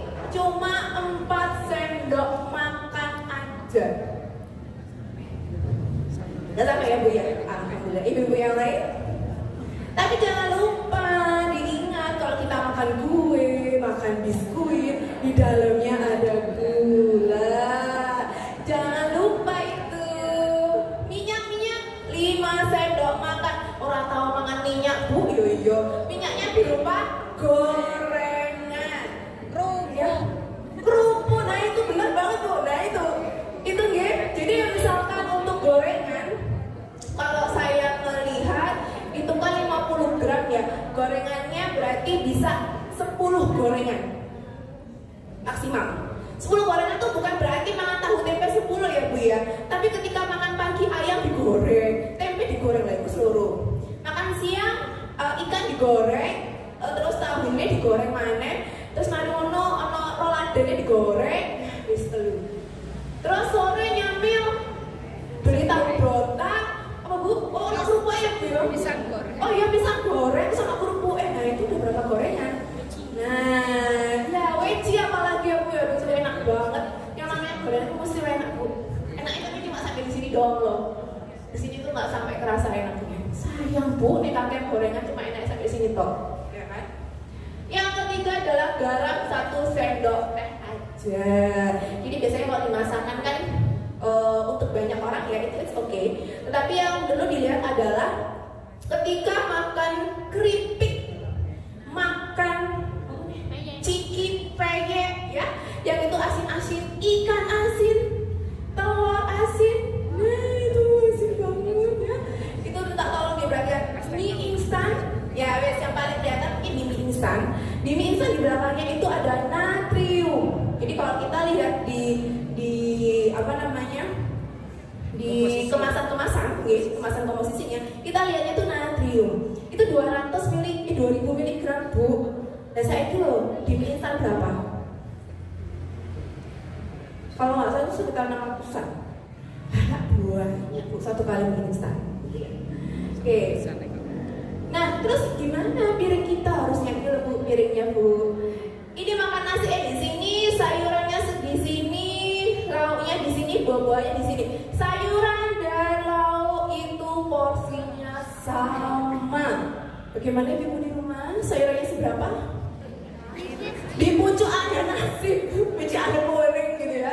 Aku kayak lalapan, jangan tahu kayak lalapan orang-orang kalau beli lalapan nasi bungkus dengan nasi, lalapannya di pojok kayak gini, iwaknya segini, sambelnya pakai minyak juga. Nah, tidak seperti itu. Apakah sudah ada seperti ini? Nasinya sama sayurannya itu porsinya sama Bu. Tuh harus. Dan seperti itu belum ya? Belum ya. Nanti setelah ini kita coba lihat piring kita masing-masing nanti ketika makan di sayuran sepucuk itu, kita harus tambahkan lagi. Ya. Jadi ketika makan nasi harus sama dengan sayurannya sama. Buah-buahan dan lauk pauk, buah-buahan sama lauk pauk sama nggih. Seperti itu. Terus ini porsinya Bu, 3-4 porsi itu maksudnya sehari. Jadi kalau misalkan makan nasi kan 3-4 porsi. Berarti kalau makan 3 kali, berarti udah satu porsi, 3 porsi. Nah, 4-nya di mana? Terserah nanti mau ditambahkan dimakan siang atau separuh-separuh dimakan siang sama makan pagi. 1 porsi berapa gram? Iya, pertanyaan selanjutnya Bu.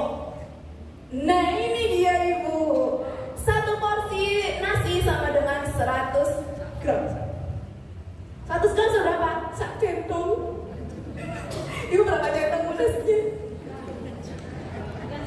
Tergantung centongnya, tergantung ikannya. Kalau ada sambal, aduh gak tahan gitu kan ya. Ya seperti itu.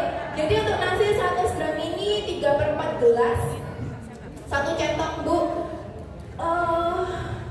Saya bisa itu kalau ngomong di rumah sakit mungkin ya, atau di makannya ini nih seperti McD dan lain sebagainya, kemungkinan itu nggak sampai 200, cuma dikit ya. Itu mungkin 150 gram, nggak 200, dikit memang dikit. Tapi kalau kita kebiasaan untuk itu insya Allah bisa. Okay? Ini nasi, kalau bubur ini 400 gram, nasi merah juga sama Bu. Tapi nasi merah di sini ada tandanya S plus, banyak seratnya. Nasi merah Ada yang konsumsi nasi merah ibu? Pernah, baik, gak apa-apa. Pernah rasanya memang kurang nyaman, nanti bisa diganti pakai nasi merah putih, dicampur ke putih, it's okay, nggak apa-apa. Kentang, 2 buah sedang, jagung, 3 biji sedang, mie, boleh makan mie silahkan. Mie basah tapi ukurannya sekian, jangan banyak-banyak. Makaroni, bihun, singkong, ubi jalar yang saya kasih tanda S+ ini adalah dia tinggi serat. Jadi singkong, ubi jalar seratnya tinggi. Jadi kita makan karbohidrat ada seratnya, itu bikin kita pertama adalah tahan lama untuk kenyang. Yang kedua adalah serat baik untuk tubuh kita, dia antioksidan. Kemudian dia bisa menurunkan kolesterol tubuh kita, Ibu. Ada yang mau ditanyakan, Bu? Kalau tidak makan nasi, tapi diganti dengan boleh. baik. Boleh, iya. Ini artinya penukar Ibu di sini. Jadi misalkan nggak mau nasi, bisa ganti kentang. Saya suka dimarahi kalau nggak makan nasi putih. Oh, Ya. di mana siapa Bu? Ya orang-orang. Oh, orang-orang. Oke. Nggak apa-apa sebenarnya nggak mau makan nasi putih, tetapi mungkin di sini kita kurang terbiasa untuk masyarakat Indonesia, terutama di Jawa. Kalau misalkan kita pergi ke timur, mereka makanannya ubi, terus sagu. Nah itu oke, itu sama saja. Atau jagung ya, mereka juga suka jagung. Nah kalau misalkan kita ke luar negeri juga makanannya kentang, ya. Kalau misalkan di sini kita nasi, nah jadi memang kurang terbiasa saja. Tapi kalau kita membiasakan diri kita sendiri untuk itu, monggo, it's okay. Ini penggantinya Bu, penggantinya dan ukurannya sekian.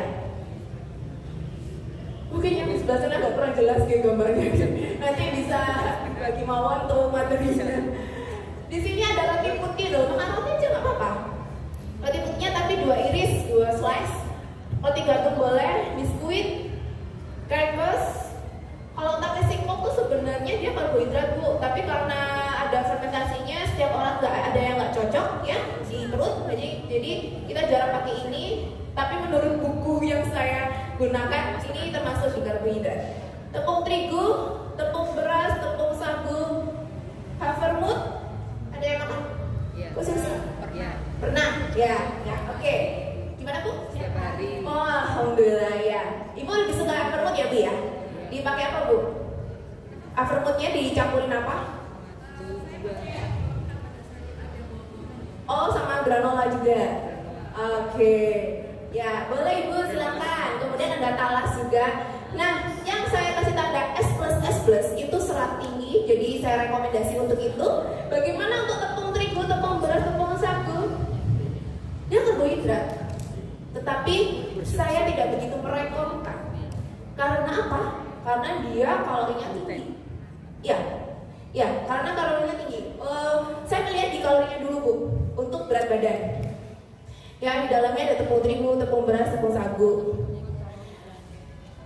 Tadi Bu, protein sekarang porsinya seberapa? Ini kalau daging ayam 40 gram, kalau putih telur 2,5 butir 65 gram, kalau ikan 30 gram.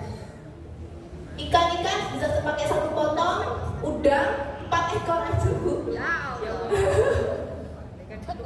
Dikit ya Bu ya. Cumi 45 gram, tapi nek agak besar 1 ekor, nek kecil bisa 2 kali ya. Dari nasi rebon segar ya. Protein lagi, tapi lemaknya agak tinggi.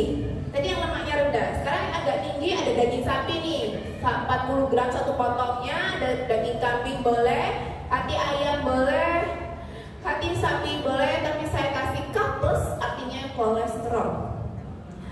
Ada telur puyuh, telur bebek, telur ayam, bakso, silahkan. Ibu diingat tadi kolesterol makanannya berapa? Kurang dari 300. Sedangkan telur 1 butirnya kolesterolnya 135. Berarti dalam 1 hari harus makan berapa? 2. Kalau lebih dari 2, kolesterol pasti akan tinggi sekali. Itu kalau full, belum lagi kalau kita makan lada dilapis telur, ikan, nasi goreng, diorek-orek ambil telur.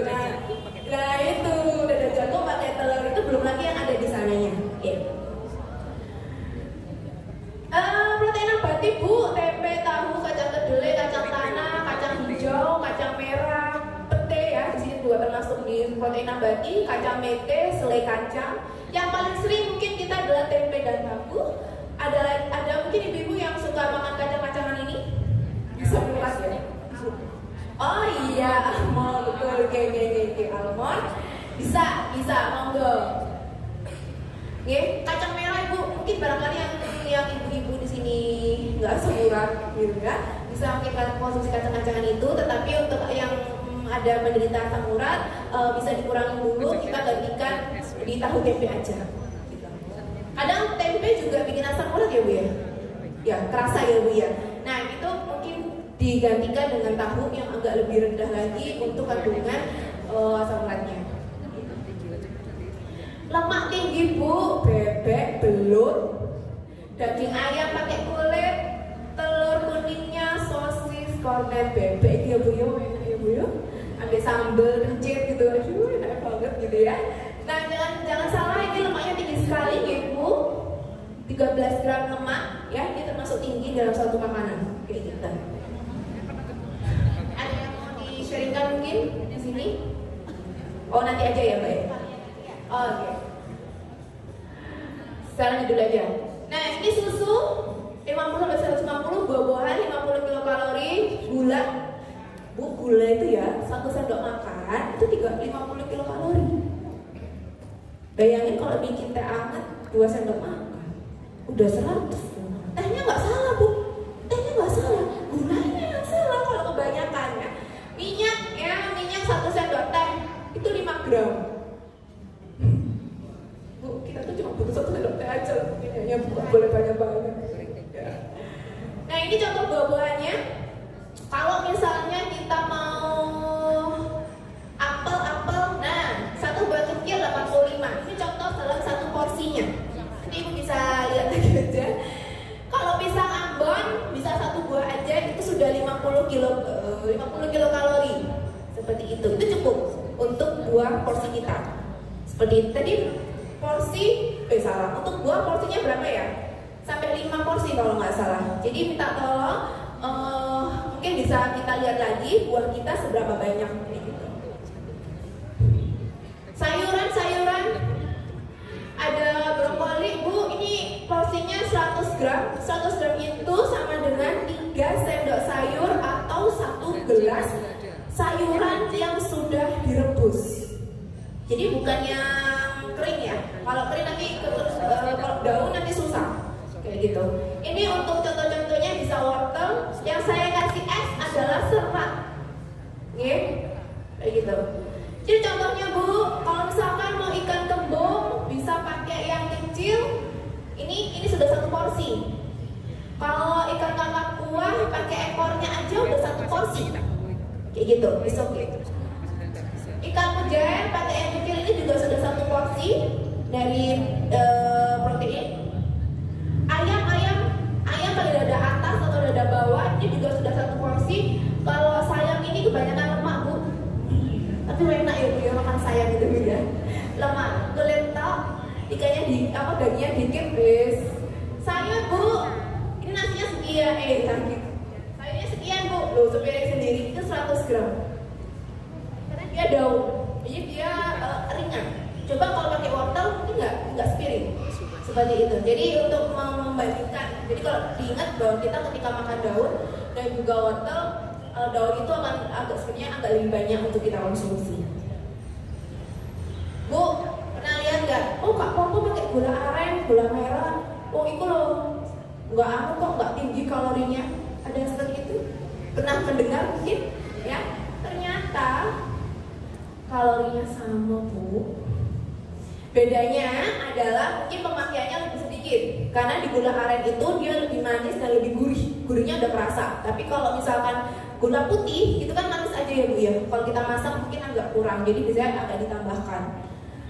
Nih, lemak tidak jenuh. Oke, 10 menit lagi. Tadi pengolahan bu, yang paling saya rekomendasikan adalah kukus dan pepes. Yang kedua panggang. Yang ketiga tumis osenca, santan encer boleh, rebusan kaldu boleh. Santan encer boleh, yang nggak boleh apa bu? Boleh. Fiber cream boleh, ibu kalau misalkan mau pakai dipakai dan menggantikan boleh. Santan itu sebenarnya baik Bu, dia itu lemaknya juga baik. Tapi yang jelek adalah Bu, ketika dipanaskan. Ini Bu udah tahu ya, karena semakin dipanaskan akan semakin enak. Dan ketika semakin enak, lemaknya itu semakin jahat kayak gitu gitu. Bu, menggoreng saya tidak rekomendasi. Boleh ketika goreng adalah gorengnya di rumah dan pakai minyak baru. Ya, jadi minta tolong. Kalau goreng pakai VCO, pakai minyak jagung, jangan. Dia hanya untuk menumis aja ya Bu ya. Tapi kalau untuk menggoreng dengan minyak yang banyak dan lama itu tidak boleh. Mahal. Oh iya mahal. Emang ya Bu ya? Ya betul. Ya, jadi kalau saya pakai ini pakai minyak kelapa sawit biasa aja boleh kok, nggak apa-apa. Tapi baru. Ayo, ini ada yang punya air fryer mungkin atau deep frying. Biasanya pakai yang mana? Air fryer ya. Mungkin beberapa ibu ada yang punya air fryer, ada yang belum. Tetapi air fryer ini memang direkomendasikan untuk mengurangi lemak. Ini merupakan solusi teknologi terbaru untuk kita merasakan rasa yang digoreng yang enak seperti itu, tetapi lemaknya rendah. Saya pun belum pakai sih, tapi saya gorengnya pakai teflon Bu, ajarnya gitu aja. Oke, ini ya lemaknya 70 rendah 70%, ternyata ada penelitiannya. Ya, makanan mana yang dianjurkan ibu-ibu? Ikan. Oh, enak semua. Yang mana yang dianjurkan Bu? Yogurt. Ada lagi di gambar ini? Ikan, betul sekali. Kalau ini makanan tinggi natrium ibu-ibu, yang sewu, misalkan ada hipertensi, minta tolong untuk agak menghindari makanan ini karena natriumnya tinggi sekali. Ada kecap, ada keripik, telur asin, ikan kaleng, sosis, kaldu budu atau kaldu box. Kalau bisa kaldunya bikin sendiri aja, pakai ikan atau udang atau ayam sendiri daging, itu akan lebih keluar. Ini loh Bu, contoh menunya. Nasi sama sayurnya kodo. Ya. Dan itu gampang masakannya, nggak susah. Oseng-oseng aja bisa. Pakai telur direbus, oseng-oseng. Contohnya lagi. Bu, lihat Bu. Ini yang ada tepungnya ayamnya ya Bu ya. Dibandingkan ini nggak ada tepungnya. Loh Bu, kalorinya Bu 400 sampai 200. Beda. Pasti akan beda. Karena kalau misalkan ayam dibalut tepung, itu kan enak ya Bu ya, lebih enak ya. Karena tepungnya itu berasa gurih. Karena apa? Di dalamnya minyak tok, lemak tok. Karena kan si tepung itu ada airnya. Ketika menggoreng prinsipnya adalah kita menguapkan air. Nah, ketika menguapkan air, minyaknya masuk di adonan itu.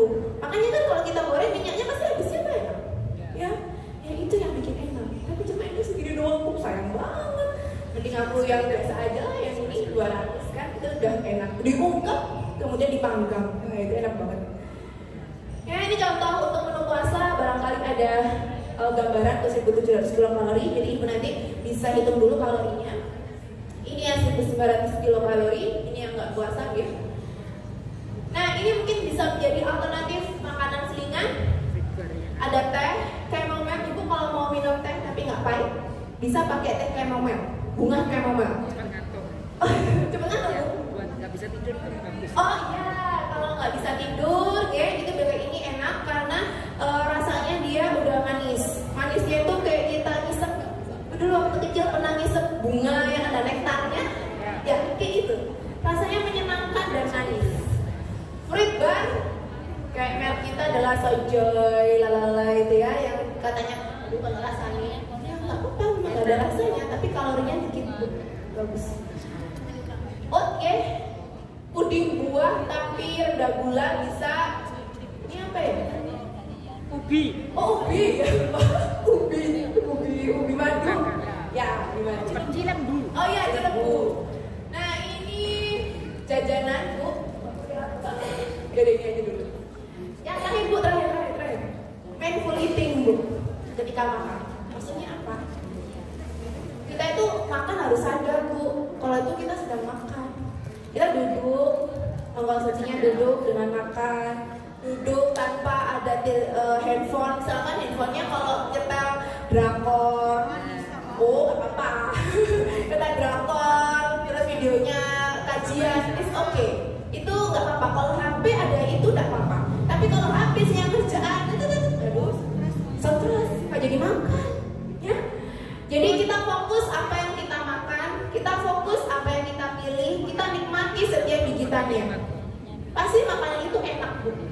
Ibu pernah merasakan ayam diungkep aja, kemudian diasatkan, tapi dipanggang ya, diungkep aja, enak nggak? Enak. Katanya orang kalau dia cuma digodok tok, dikukus tok, kalau rasanya, berarti dia belum mindful eating. Tapi kalau dia udah mindful eating, makanan cuma digodok doang. Wow, ini rasa ayam enak banget loh. Kita seperti kembali ke balita umur 6 bulan 7 bulan, kita kasih ayam, kasih wortel tanpa ada garam gula. Mereka merasakan benar-benar aslinya makanan. Tapi kalau kita kan sekarang enggak, kita kan dapat garam gula, penyedap dan lain sebagainya. Udah campur, tapi mereka masih bisa merasakan dan akhirnya kita bisa kembali lagi untuk merasakan itu. Bagaimana caranya? Berdoa dan bersyukur, Bu. Kita mengkonsumsi makanan yang ada di hadapan kita. Kita benar-benar bersyukur kita bisa makan, kita bisa merasakan enaknya ayam, kita bisa merasakan enaknya sayur tumis, opor ayam seperti itu nggih. Mungkin kita flashback kembali di tahun 2020 2021 Covid, di mana mungkin beberapa ada yang alumni Covid dan itu saya sendiri mengalaminya dan saya merasakan di situ nikmatnya bisa menikmati suatu makanan. Karena dalam 10 hari saya nggak bisa makan tapi nggak bisa merasakan apapun. Saya hanya merasakan asin. Ketika hari ke-11 saya merasakan rasa yang enak. Ya Allah, enak banget ini ayam. Saya tuh benar bilang seperti itu. Masya Allah, ini enak banget ya mie ayam. Oh ini enak banget. Semakin kesini semakin saya bisa merasakan. Dari situ saya, ya Allah, ketika saya bisa makan saya benar-benar bersyukur banget dan saya nggak mau mengulangi lagi 10 hari tanpa ada rasa makanan apapun. Itu karena kenikmatan kita. Oleh karena itu kita benar-benar bersyukur banget kita bisa makan dan mengkonsumsi makanan itu dengan baik. Kurangi HP, begitu ya. Di manfaatnya pun banyak, Bu. Kalau ada yang mau diet bisa melakukan mindful eating ini. Misalkan, Bu, diet tapi pengen es krim, itu nggak apa-apa. Tapi makan es krim pakai mindful eating. Biar apa? Biar gak nagih es krimnya. Aku tadi udah makan es krim kok, dan mindful eating udah. Aku cukup makan es krim hari ini, besok nggak mau makan. Mungkin makannya minggu depan lagi. Seperti itu nggak apa-apa. Oke. Ini kesimpulannya bahwa prinsip pola makan sehat seimbang adalah kalori harus kita hitung dulu, kemudian rendah minyak, gula, garam, dan harus isi piringku ya Bu ya, sesuai isi piringku tadi. Makanan bervariasi, karbohidrat kompleks, lemak baik, dan yang terakhir adalah mindful eating. Oke, terima kasih mungkin itu aja dari saya. Semoga bermanfaat. Saya kembali lagi ke Mbak Nisa. Baik, terima kasih banyak Mbak Laras dan juga Dr. Erwin. Karena sesaat lagi kita akan membuka sesi tanya jawab. Monggo ibu-ibu jika ada pertanyaan, tadi mungkin kita udah kasih gitu ya, karena keterbatasan waktu juga. Jadi ke Dr. Erwin boleh 2, ke Mbak Laras juga 2 gitu. Monggo. Ya, monggo sama ibu saudara. Boleh ibu. Assalamualaikum warahmatullahi wabarakatuh. Terima kasih dulu saya ucapkan kepada Dr. Erwin, juga Mbak Lina Larasati. Terima kasih atas kehadirannya. Semoga ini apa yang disampaikan bermanfaat. Saya mau bertanya, seperti saya ini usia hampir 73, terus setiap pagi sama malam itu yang saya makan adalah granul ya. Cuma saya makan nasinya itu siang. Tapi kadang-kadang aja makannya kalau lagi sama teman-teman itu makannya udah berantakan. Gitu. Kenapa dengan cara makan saya seperti itu, tapi badan saya kok tambah lebar, tambah lebar aja gitu. Jadi saya nggak ngerti saya tuh apakah dengan usia segitu saya masih bisa untuk diet ataukah saya memang dengan usia itu sudah nggak bisa ya, karena otot-otot saraf-sarafnya sudah kaku. Ya, terima kasih. Baik, Ibu. Assalamualaikum warahmatullahi wabarakatuh. Oke. Oh iya udah. Ya, terima kasih Bu untuk pertanyaannya. Yang pertama saya mau evaluasi dulu makanan Ibu. Di oat itu dan granola itu Ibu ada campuran apa lagi? Jadi maksud saya nggak ada manis susu atau apapun atau kering banget gitu? Ya, di granulanya Oke, di granulanya Bu dicampur apa? Jadi kan oat campur granola tuh. Susu, madu, sirup-sirup nggak ada ya? Oke, baik. Terus kemudian untuk nasinya porsinya Bu? Nasi atau lauk-laukannya? Nasi itu saya kalau makan siang.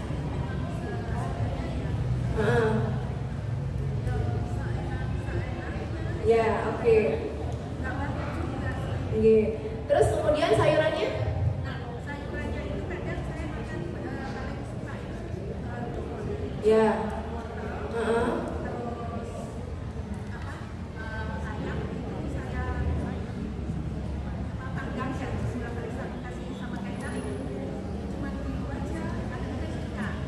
Oke, terus kemudian daging-dagingannya sering?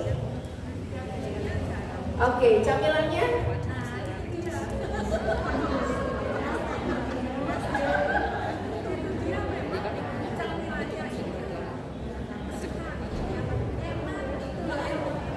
Oh, kalau udah ngomong enak susah. Iya memang. Nah itu Bu, kontrolnya di camilan. Kita susah banget untuk, misalnya kita makan udah baik granola dan lain sebagainya, tapi kontrol camilannya kalau masih camilan itu identik dengan dia tinggi lemak, dia tinggi gula, biasanya seperti itu. Nah itu kontrolnya di sana Bu. Itu yang sepertinya harus Ibu kontrol lagi, atau mengganti camilan itu menjadi buah-buahan, ya buah-buahan kayak gitu. Misalkan eman, mungkin bisa kita kendalikan lagi bagaimana kita menyiapkan porsinya. Atau misalkan di rumah nggak ada yang makan, kita bisa menyimpannya dengan cara yang baik, masuk kulkas atau ditutup, tempat tertutup seperti itu untuk dikonsumsi di next lagi. Kalau kita ngomong eman, pasti akan susah Bu, pasti akan susah banget.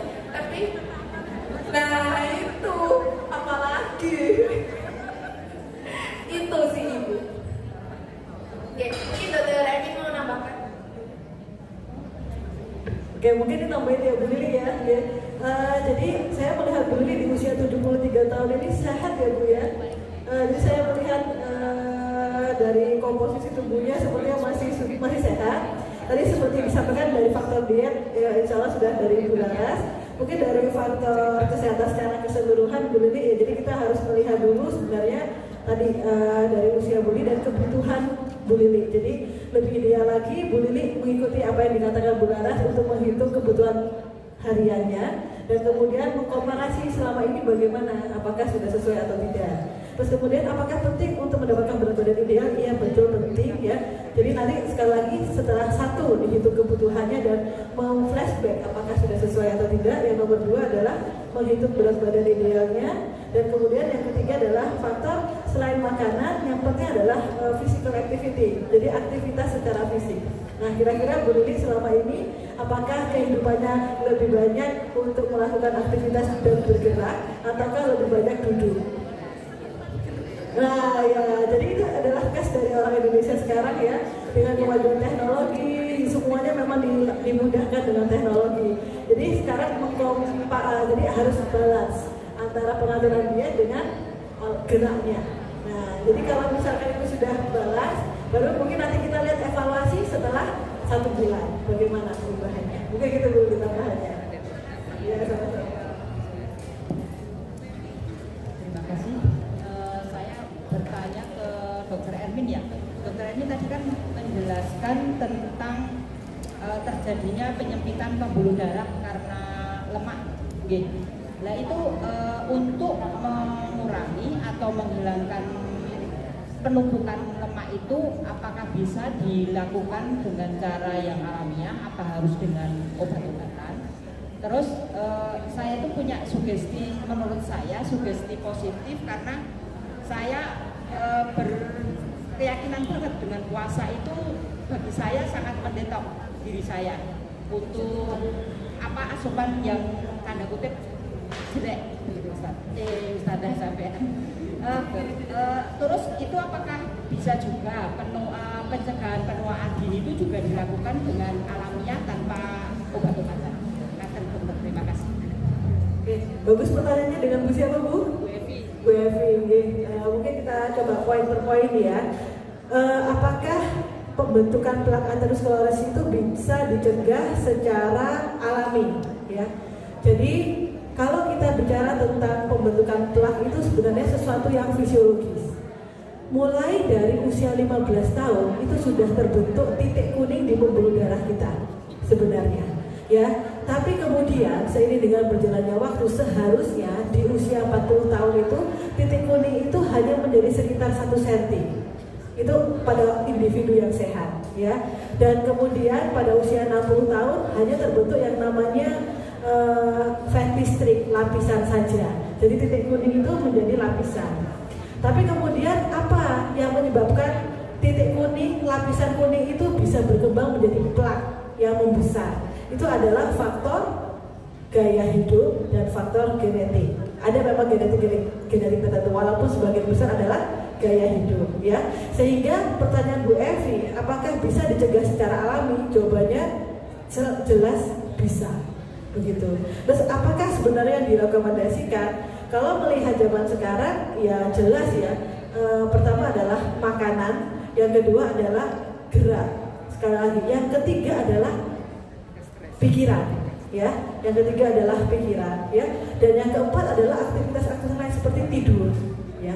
Kalau kita lihat, kita kupas satu-satu. Kalau dari makanan mungkin nanti dari Bu Laras, ya.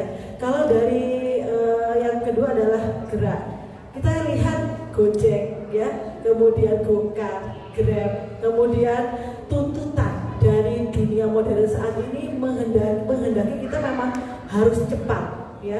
Sehingga dengan kemajuan teknologi ditambah juga dengan tuntutan yang semakin menuntut kita untuk cepat, maka ini akan menjadikan kita memang mager atau sedentary life, ya. Dan itu juga menjadikan waktu kita tidak punya untuk berolahraga atau melakukan aktivitas fisik seperti yang seharusnya. Ini adalah faktor kedua. Ditambah diperberat dengan tingkat stres. Jadi orang-orang sekarang tuh tingkat stresnya jauh lebih tinggi dibandingkan dengan generasi 10 tahun yang lalu. Ini menjadikan penting bagi kita untuk bagaimana memanajemen konflik dengan baik. Tentunya sekali lagi tingkat stres ataupun kalau teknologi tidak bisa kita hindari, ya, itu memang kita bisa sisipkan dengan faktor religiusitas, spiritualitas, itu penting sekali. Terus kemudian selanjutnya adalah terkait dengan misalkan tidur, masih berkorelasi dengan kehidupan modern. Kalau kita lihat anak-anak muda sekarang terbalik, ya. Jadi kalau kita lihat di surat An-Naba bahwasanya ayat 9-11, jadikan siangmu untuk beraktivitas dan malammu untuk beristirahat. Tapi apa yang terjadi sekarang? Terbalik, ya, terbalik. Bahkan tidak ada waktu untuk beristirahat. Dan ternyata adanya matahari ataupun adanya malam hari, adanya matahari dan adanya malam, ya, siang dan malam itu ternyata itu memang sudah dicermati oleh tubuh kita yang dilengkapi dengan irama sirkadian. Jadi fungsi hormonal kita itu mengikuti adanya sinar matahari. Makanya penting bagi ibu-ibu juga untuk tidur itu pastikan tidur yang nyaman. Selama ini mungkin ibu saya juga termasuk ini, ya. Tidur itu suhu diperhatikan, ya. Kemudian yang kedua adalah faktor matahari, sinar, ya. Baik bagi tubuh kita, hormon-hormon itu akan beregenerasi ketika sinar itu minimal, ya. Sehingga lebih baik tidak menggunakan lampu, ya. Nah, bagaimana dengan puasa? Saya setuju, puasa itu sudah banyak. Terutama juga puasa dari segi Islam. Puasa itu banyak, ya. Ada Kristen ada puasa, Hindu ada puasa, ataupun metode-metode diet sekarang itu semua rata-rata puasa. Tapi bagaimana dengan puasanya orang Islam? Ternyata nanti mungkin pada kajian-kajian berikutnya, tapi memang kita harus bikin dulu kajiannya di kelas, ya. Jadi kita kompilasi dulu penelitian-penelitian tentang puasanya tipe Islam, di mana puasa itu dimulai di sahur di jam 3 jam 4 dan diakhiri di jam 6 pada saat maghrib. Kalau kita perhatikan kenapa Allah itu meminta kita sahur di jam 3 jam 4, itu ada maknanya ternyata, ya. Kenapa kok akhirnya di jam maghrib? Itu ternyata ada maknanya. Terus kenapa durasi waktunya minimal 12 sampai 16 jam? Itu ada maknanya, ya. Bahwasanya satu yang jelas ini terkait dengan sistem kardiovaskular, ada perubahan hormon-hormon yang mana itu terkait dengan juga aktivitas simpatis parasimpatis. Nanti mungkin pada next pertemuan. Dan kemudian kenapa di 12 sampai 16 jam itu terkait dengan ketogenesis, mungkin ada yang pakai diet keto. Nah, ini ada Itu terkait dengan proses ketogenesis ya. Dan ternyata itu sudah ada di puasa ya. Dan kenapa kemudian bukanya di jam 6, jam 7 itu juga terkait dengan irama sirkadian. Bagaimana siklus matahari seharusnya bekerja dan bagaimana impact-impactnya tembak-tembak target-targetnya itu pada semua sistem tubuh kita. Masya Allah, puasa Ramadan itu sangat banyak manfaatnya dan itu menjadi pencegahan paling baik terkait dengan penyakit-penyakit kardiovaskular dan metabolik dan juga ya, dan tidak hanya pencegahannya tapi juga pengendalian. Dan kalau kita bicara puasa itu juga kita bicara tentang psikologis. Bagaimana kita tawakal ya, sehingga seharusnya orang yang berpuasa sesuai dengan tuntutan Islam maka pikirannya juga positif ya, sehingga kompilasi itu semua akan melahirkan sebenarnya efek yang positif juga bagi individu tersebut. Mungkin jawaban saya itu Bu Evi. Ya, terima kasih. Baik Ibu-Ibu, mohon maaf sebelumnya karena keterbatasan waktu. Ini merupakan pertanyaan terakhir dan monggo jika Ibu nanti ada pertanyaan dan Dr. Erna atau Mbak Laras berkenan boleh di luar forum seperti itu ya untuk bertanya-tanya seputar kesehatan juga. Ini sesi tanya jawab saya tutup, kemudian saya persilakan kepada Bu Lili dan Bu Wayan untuk bisa memberikan cendramata kepada pemateri hari ini. Monggo mungkin bisa di tengah sambil berdiri biar dokumentasinya makin cakep.